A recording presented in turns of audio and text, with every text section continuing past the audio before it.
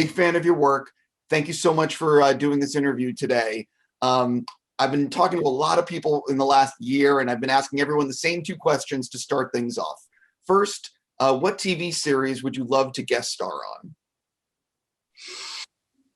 I'm very late coming to it, but I just started watching Ozark this week, and I like it very much.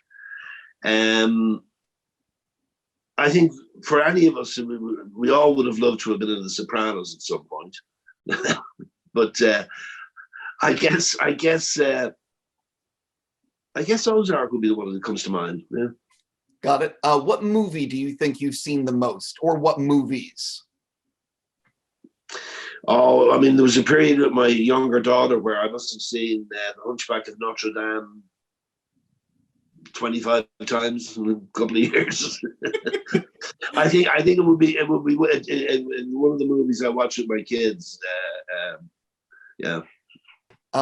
What props or costumes have you hypothetically borrowed from set? Because I know you wouldn't have stolen anything. Absolutely. I mean, you would have wanted to return it. There's a couple of items of clothing that I did a mini-series set in Singapore last year, Second World War series, and called the Singapore Grip. And there were the fashion of the period were very beautiful, and I really liked, and the tailoring was so good. But it was with the consent and of producers and costume department, I must say. And so a couple of nice jackets from there. Equally a nice jacket. I did Cat in a Hot Tin Roof in the West End in London a couple of years ago with Jack O'Connell and Sienna Miller, and it was a great production, and I enjoyed it so much. I asked for and was given a lovely white tuxedo jacket. So I have that I played Big Daddy in that, and Big Daddy was dressed in a tuxedo for his birthday. So there's lots of bits and pieces of memorabilia around the house in Los Angeles from Star Trek, but it was all stuff that was sent to me, by merchandising people that, thinking I wanted it, I guess, but I didn't particularly. Listen, if you don't want the Star Trek stuff, I've heard it, there's a lot of fans. Sure. I'll get it out there. Don't worry. It'll all be recycled. Right, exactly. You obviously started in the theater, and then you made the transition into doing TV and the movies. And I'm just curious, when did you feel like you made it as like a working actor in movies and TV? When did you feel like safe that, I can actually like pay my mortgage or pay my rent? Mm-hmm. Well, some of us feel we never get there, but I would say probably mid-90s. I would say, midway through DS9, and I was doing quite a few feature films as well outside, and our exec producer, Rick Berman on the Star Trek shows was great about cutting me loose to go and do other films, cutting me out of episodes. So I guess around that time I started to feel like, yes, this is working. I was a big fan of Hell on Wheels, and I loved your work with Anson and Common and listen, I was a big fan of the show. When you think back on the making of the series, is there anything that really stands out in terms of like memorable moments from filming, or just like some cool behind the scenes trivia? Hell on Wheels is a show that I'm very proud of, and it was terrific. I mean, it was beautifully shot. It was a terrific cast, very well written, and it kind of got lost in the shuffle. I mean, we were on it was an ANC show, and at the time, like Mad Men and Walking Dead were the hot shows on AMC. But our numbers were the only show that beat us number-wise was actually Walking Dead. The numbers for Hell on Wheels were always very good, but it seemed to get lost in the shuffle. I mean, it was never a contender for an award season or something like that. It was never Golden Globes, Emmys, whatever. it never. I don't think it got any nominations of any sort, which is kind of odd because it was a terrific show and a very popular show, you know, with audiences. Yeah, I mean, we had we had so many great guests come on that show and some terrific writing, and God, we had a lot of very. I mean, it was sort of, to me, it was a show that was cinematic in its quality. You know, I mean, the building the railroad, building the town, the scale of it was enormous, and it was hugely impressive and really a wonderful place to go to work. You know, Yeah.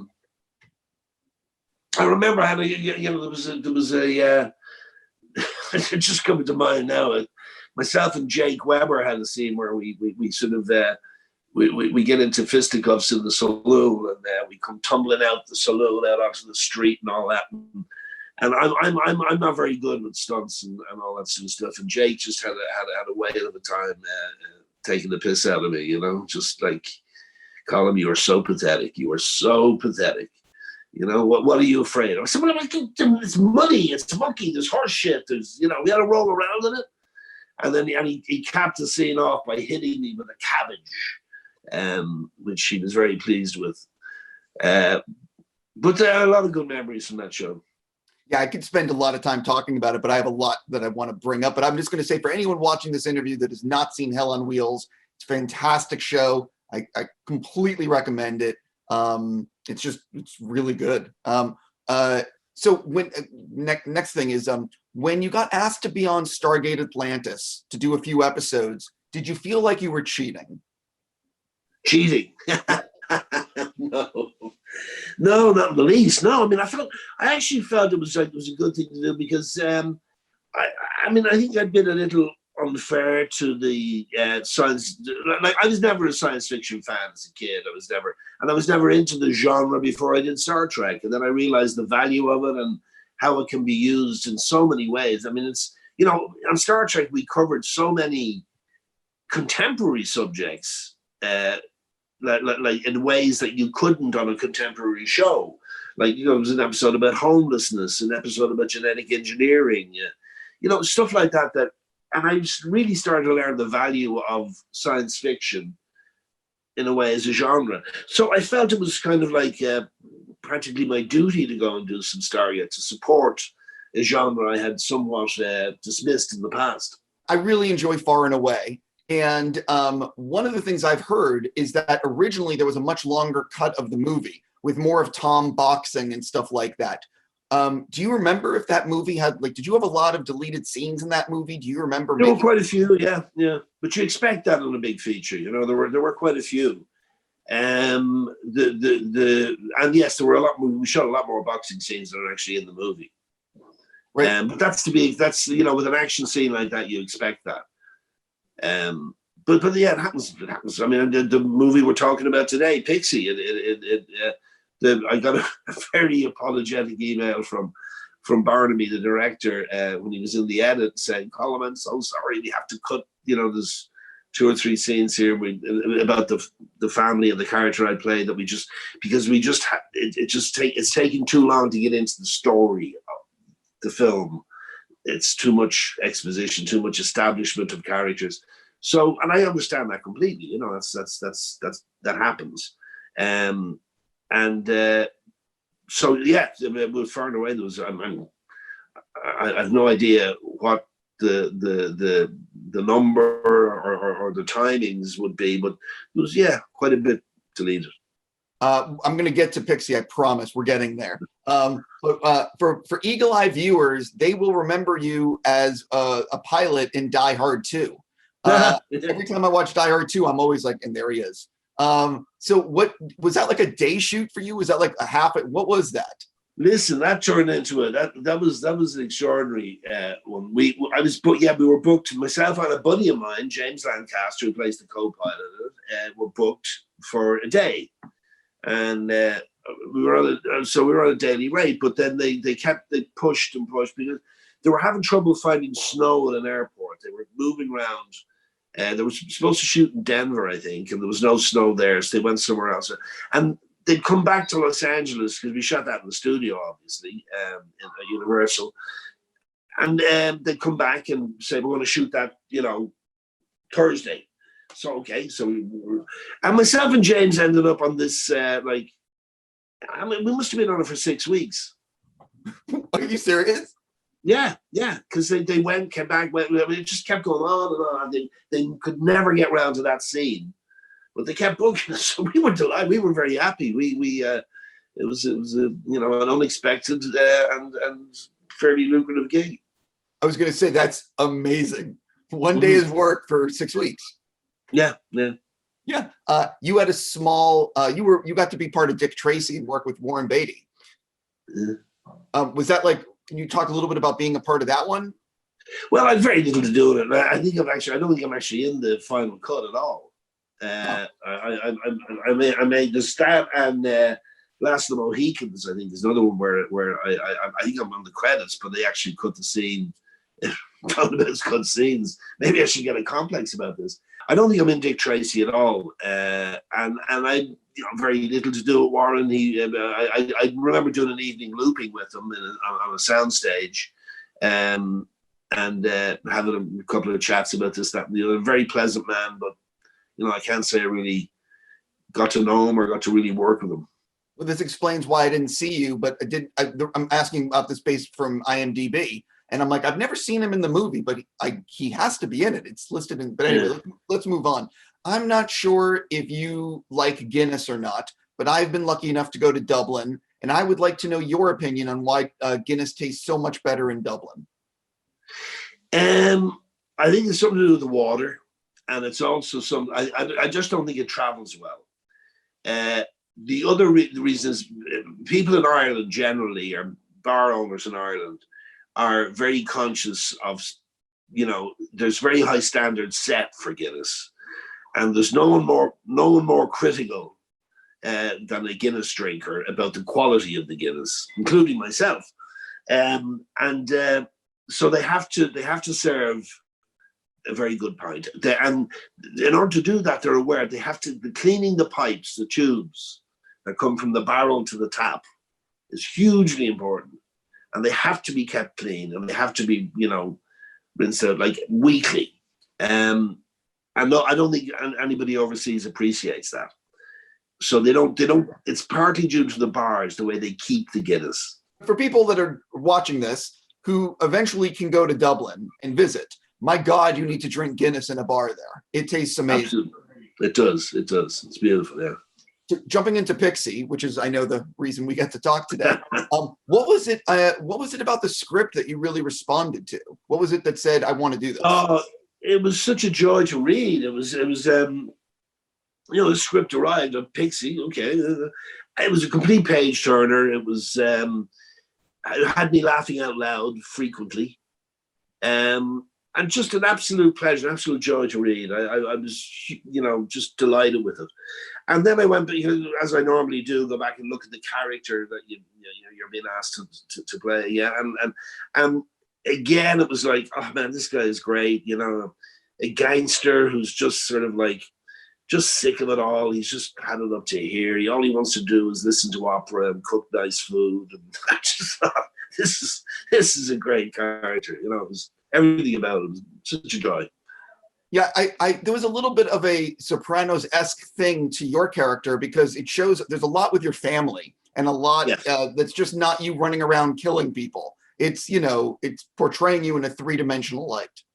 Yeah, I agree, absolutely. And I was a bit concerned. I think, they got it right in the end. Barnaby is as consummate director. He is. As I said earlier, he had sent me that email about having to cut a couple of scenes to get into the actual action story quicker, and I was a bit concerned about that balance being lost between this guy who's sort of a family guy and quite cultivated in many ways, quite civilized, likes his opera, likes his wines, likes his his cuisine, and the guy who goes out and beats the shit out of people. but I think in the end they got it, because from audience reactions, I think they seem to get that. They get that, the dual aspects of this guy, you know. There are still scenes of you in the movie cooking and family stuff, and it's amazing how even like one scene of that can say so much. Mm-hmm. You know, yes, indeed, absolutely, yeah. One of the things that I found surprising about the movie, and maybe you could talk about it, is right from the beginning, it is fast moving and violent. It is like it jumps in. It does not pull a punch. It hits you right over the face right at the beginning. Well, I would absolutely agree, and I think that's what Barnaby was. Barnaby was looking for that. That's exactly what he wanted, and that's why those scenes were deleted. I think it's a wonderfully paced, beautifully shot. John de Boorman did the photography. It's beautifully shot, and brilliantly acted, I think. I mean, it's just a great cast, and everywhere you look, there's these great characters, these great faces. And wonderful performances. Chris Wally is a wonderful actor. I've worked with since as well. As that, it's just not a huge part, but he's the drug dealer who, at the beginning of it all, who works as a baggage handler at the airport, and of course goes through everyone's bags, and likes to use the La Mer, the $400 a jar cream. And he's using it on his face. just detail like that is just so beautiful, you know. Yeah, the one thing also about the film is that every time Olivia and the other characters are driving, all it did was make me be like, I got to go back to Dublin and Ireland. Yeah, like the scenery is so good. It is. It's beautiful scenery. Yeah. And as I say, beautifully shot as well. You know. Oh no, completely. I don't want to do spoilers at all, but there's in the third act you get to do some stuff with Alec Baldwin. I'm assuming you're just as much of a fan as I am. Oh, absolutely, yeah. We knew each other vaguely way back in the '80s in the theater in New York. You know, we never worked together, but we crossed paths in a few bars a few times, and it was wonderful to spend a few days working on this. We had so much fun. It was great. Because the nature of the work as well. You know, the gangster priest and the history we had to as characters, the history of the characters together. It was just a joy. I wanted to switch into a little bit of Star Trek, if you don't mind. And the thing that is amazing is that you're only behind Michael Dorn in terms of, I believe you have 225 appearances in Star Trek, which is only behind Michael Dorn. What does that mean to you to be in so much of two series? I'm not sure. I'm getting old. I know what does it mean to me. I never considered that actually, because I was never a regular on Next Generation. I was only ever a guest, so I kind of considered Deep Space Nine my Star Trek years, if you like, from 92 to 99, which is 7 years, which is what pretty much all the series ran for about 7 years, So I don't think of myself as being as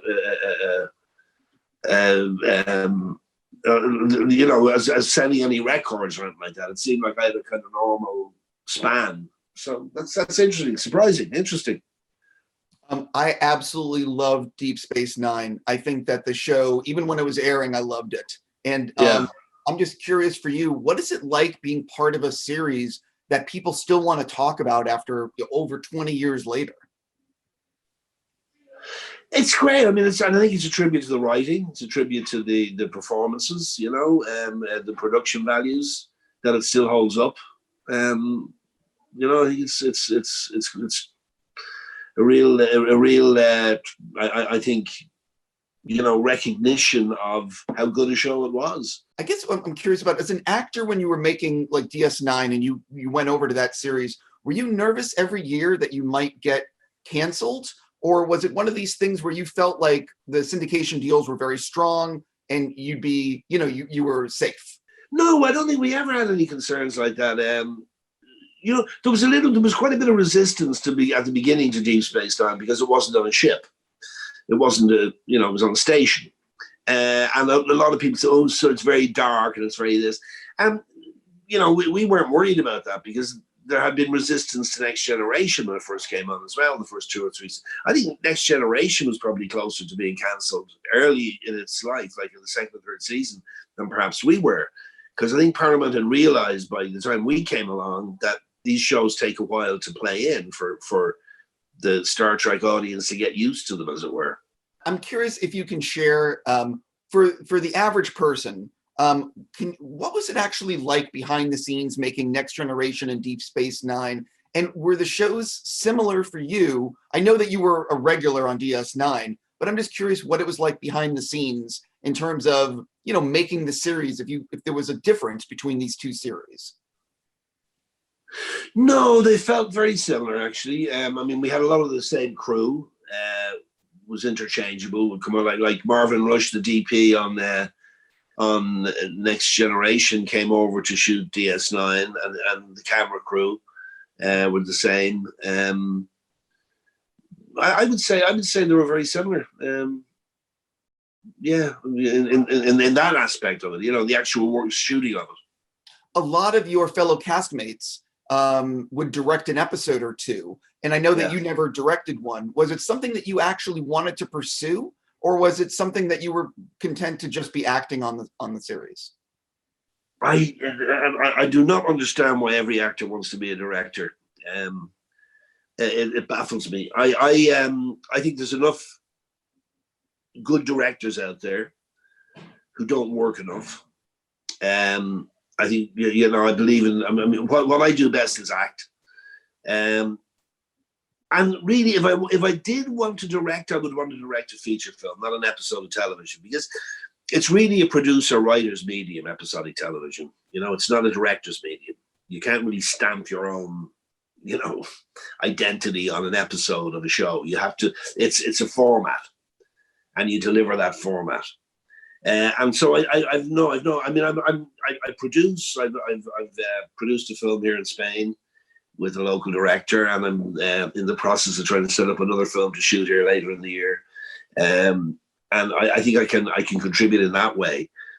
But as a director, why? I mean, there's so many great directors out there, and as I say, a lot of them don't work enough. Yeah, the other thing about Star Trek is that you guys obviously had a shooting schedule. You had to hit certain pages a day. It's very hard to throw a interesting camera angle in or spend a lot of time on a oneer when you need to film 3-4 pages a day or whatever that number. Absolutely, and the same is true in the film world. More and more, you know, you have to hit a certain number of pages a day. I mean, you know, I recently did a feature film that we shot in 14 days. That's very short. I got there, I couldn't believe that was the schedule. I would not like to be a director out there trying to shoot a feature film in 14 days. I'll tell you that. Did you ever ask the writers on DS9 why they constantly tortured you again and again? That's probably the question I'm asked most about the Star Trek. Yeah. No. I think I always assumed it was a tribute to my acting ability. I'm joking. I think it was just that he was kind of like the frontline guy, as it were. You know what I mean? He kind of got stuck in these sticky situations more than he should have, perhaps. Yeah, no, I mean, I have to say, when we were doing it, I never really felt that. I never really felt, wow, shit, I'm being tortured again. I mean, you know, it's just kind of, next episode, you know? Sure. How often are you challenged to a game of darts? Never. Really? Yeah, never. No. It's the thing that they think of, like, you know, as a kind of Sid being British, me being Irish. What do they do? What do they do in pubs in Britain? They do it in Britain. They don't do it in pubs in Ireland. You wouldn't find a dartboard in an Irish pub. You find them in an English pub. But that's I think where that came from. You know, I'm sure you're aware of Star Trek Picard going on, and Patrick Stewart's back doing it. And there's a lot of interest on with Star Trek on Paramount Plus, which is now it's called the streaming service. Is revisiting O'Brien in some way, shape, or form something that you're interested in, or is it something that's from your past? I'm happy it happened. Mm. I think I've always felt like 7 years in a spacesuit was long enough. You know, I don't know. I mean, as I get older, you know, you kind of get a bit nostalgic about some of the stuff you've done in the past, and it might be nice to go back and, you know, have a look at it again. But I don't. I mean, I don't think of it very often. I mean, generally speaking, over the years, I would have been reluctant to go back to O'Brien, I have to say. But you know, you never say never. I don't know if you are aware of this, but there's an animated Star Trek series called Lower Decks. And in a recent episode, they talked about O'Brien and how he's the most important Starfleet character of all time. Wow, finally they got it right, huh? One of the things that a lot of people don't realize is that when you were making Star Trek DS9, you were doing 26 episodes a season, which is a huge number of television. And I'm curious what it was like as an actor, because, you know, for you, you had a big cast, so you didn't have to be on set 24/7 all the time. But what was it like making a show that was 26 episodes a year? Yeah, it was a tough schedule. It was, and the ones I really, you know, at the time felt really, you know, felt for were the crew. I mean, the crew were there. You know, everybody from camera crew to you know, lighting, sound, production. You know, they were there all day, every day. And there were days we did 16-hour days in that, you know, in that show. It wasn't unusual. 5 days a week, 9 months of the year.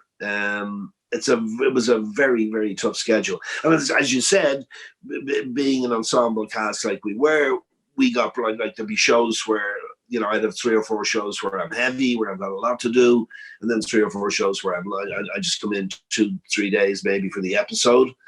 And that's how I was able also to get out to do other things, was that, you know, Rick Berman, our exec producer, was very helpful in this way. He would put maybe 2 or 3 episodes together where I'm really light, you know, so I could go do something for a couple of weeks, come back and do a day and 1 episode, a day, another episode, and go again. And so I'd still be in the episode, but very little, you know. Did you, I know you've probably been asked this before, but did you have any sort of favorite storylines that you got to be a part of, or favorite storylines that weren't even your character and that just meant a lot to you? There was an episode of DS9 we did about homelessness in Los Angeles. There was time travel involved back to, I think, like 2040, and it was a powerful episode. I remember, and where the homelessness had all been corralled together in an area of Los Angeles, and the rest of society referred to them as the Gibbies. It was a really, really powerful, and it demonstrated to me, as I may have said earlier, how science fiction can address contemporary social issues in a way that a lot of contemporary shows can't. I thought it was quite brilliant, that show. I was a big fan of your relationship with Bashir on you know, with Alexander, and I thought you guys had great chemistry, and you were always having, you know, it was a very fun relationship to watch on screen. What was it like working with him and just, you know, collaborating with him on so many scenes? It was, as you say, it was a pleasure. Sid and I got on really well. We didn't have to talk about it a lot. We didn't have to analyze what we were doing. It was like, you know, jamming together. That's all. It just, you know, we just did it. Do you remember when you were making the series, what was really difficult to pull off? What, something maybe that was in the script that you're like, oh, this is going to be a real pain, whether it be an action beat or whether it just be whatever, you know, behind the scenes? Well, I mean, a constant thorn, I think, in all our sides was what we described as technobabble. You know, you'd always check a script as soon as you got it, because the only way you could, that didn't come easily. You had to do it by rote. You know what I mean? You really had to learn that stuff like you did your times tables at school. You know, So you'd always check the script before you started shooting. As soon as you got the script, you check it out for technobabble. See, because the rest of it, dialogue is dialogue, and you rehearse it, you do it. It comes very easily. But that stuff you had to really nail. I didn't even think about that, but that makes complete sense. So was it was making that series where every day you were getting different color pages, or was it pretty much when you got the script, it was closer to locked? No, we'd go through 7 or 8 colors: buff, green, white, blue, pink, and sometimes go through them a second time. Yeah, no, it was multicolored. I'm not sure if you actually, are you someone that can watch yourself on screen? Did you actually watch Star Trek as it aired? Have you seen the episodes? No. So you haven't, so you never saw the finale of Next Generation or the finale of Deep Space Nine? I didn't actually, no, and I keep meaning to. Yeah. Oh, well, I'm just going to say that the finale on the Next Generation is what we call kind of awesome. It's quite good. I recommend it. Right. I'm just throwing that out. We'll do. Check it out. Yeah. So my last thing for you is you're in Spain right now. And I'm just curious, what drew you to living there? I'm always curious when someone wants to live in a place that is. I'm always curious how people land where they're going to be. Yeah. My wife, she's French, but she had lived and worked in Madrid a lot in the 90s, and then she spent summers here in Mallorca. She was very fond of it. I was planning in the early, around the turn of the century I was thinking of moving to not moving, but wanting to spend more time in Europe and looking at Spain, south of France and Italy and that. And she persuaded me to come and look at Mallorca, and we did, and we love it. It's a beautiful island. It really is. It's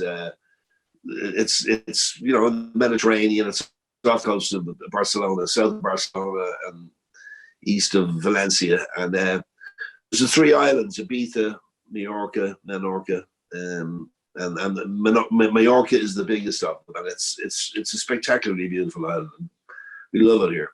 I was going to say, you can just be honest and say you wanted to be close to Ibiza. I get it. I get it. Hardy Island.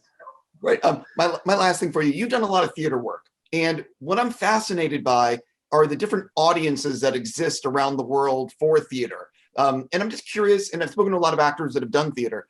Do you notice different energy in different places when you're performing? For example, the West End or wherever it may be. Do you feel that on stage? Yes, I think you do. It also depends on the material, and it's the last show I did that played that you could, in other words, compare like that was Move the Misbegotten in '07. We did it with Kevin Spacey at the Old Vic in London, and then we moved it to Broadway. And that was interesting in that there were different responses. I think Broadway audiences were a bit tighter, a bit less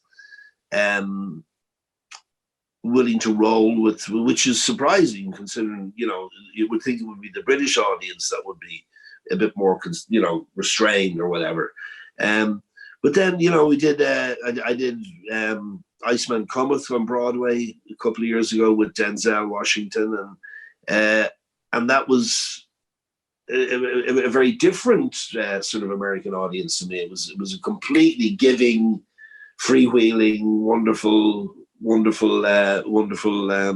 responsive audience. And then another show I did, Cat and Hot Tin Roof in London with Jack O'Connell and Sienna Miller, and we noticed a difference in audiences there. Actually, the matinee audience was always much tighter and harder to deal with. That may be a question of age, older people coming in, for matinees, than the evening audiences. I think the evening audiences probably had more drinks. Maybe as well, yeah. Did you find when you're doing something with Denzel that every person is calling you for tickets? Oh, yeah, absolutely, yeah. I can't imagine the ticket requests on something like that. Yeah. No, but that's true. Anytime you do a show on Broadway, you got that. Oh, yeah, I wouldn't know what that's about. People asking me for tickets. Well, listen, I could go on and on, but it's late where you are, and I'm just going to say thank you. Sincerely, I'm a really big fan of your work, and your time on Star Trek meant a lot to me, and especially also to Thad, who is recording this. I wish you nothing but the best. Thank you so much, Dave. I really appreciate it. I appreciate you getting up early and doing this, and I hope we talk again soon and bump into each other in Toronto or some Berlin or Sundance or Venice or somewhere.